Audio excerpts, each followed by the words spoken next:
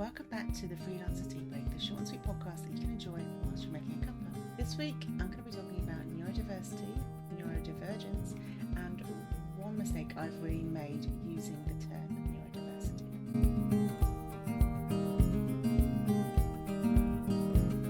So this week is Neurodiversity Celebration Week, and the thing is, I talk about being ADHD or having ADHD a lot. I mean, some would say too much in my life. So I thought I'd be sharing this week one kind of lesson that I have learnt along my journey as discovering I have ADHD and also learning a lot more about neurodiversity. And that's, I think, the biggest lesson I've ever learned is what actually it covers and why I won't be calling myself a neurodivergent coach or a neurodiversity coach. So I think, first of all, the most important thing to do is recap the difference between the terms neurodiverse and neurodivergent. I have written a lot of notes for this one because I thought I'm going to get myself all confused with everything if I don't, and I'll get all tongue-tied. So neurodivergent is those who are not neurotypical, and I'll go into that a little bit more in a second. Neurodiverse covers everyone, neurodivergent and neurotypical. And I know when I was first discovering that I was ADHD, I was using neurodiverse in the wrong way.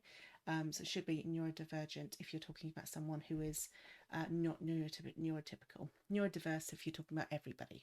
So I think what's really important to share is my realisation, and this was a couple of years ago, 3 years ago, when I was first discovering I was ADHD, that actually neurodivergent isn't just, say, autism and ADHD.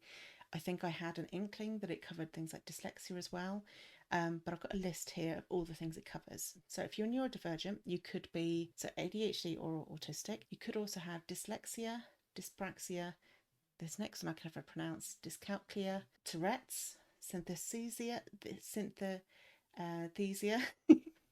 Yes, this is potentially why there's a potential that I have dyslexia as well, and that's coming out here. But it also covers Down syndrome, epilepsy, chronic mental health conditions such as bipolar, obsessive compulsive disorder, borderline personality disorder, anxiety, and depression.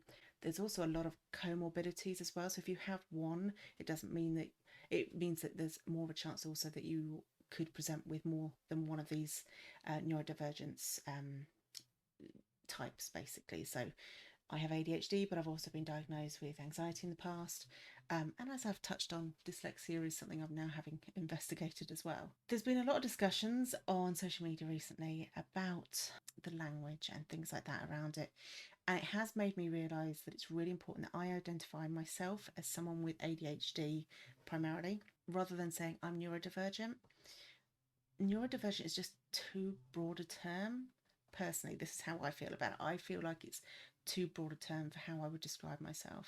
And if we use it to talk mainly about autism and ADHD, it's quite dismissive of other brain types that fall under the neurodivergent umbrella. So this is like most things. The more we learn about it, the more language and the way we use it evolves and changes. You know, just as say for example, like pronouns are another way that language has evolved, and we're now learning how to use that in different ways. The term neurodivergent is another thing that we are learning what it involves and how to use it in an appropriate way. And it's definitely something I've learned, and I was very lucky. I always had someone who very kindly corrected me early on, but I see it happen a lot, so I just thought I'd share it in case you are early on in your journey as well, or it wasn't something you're aware of.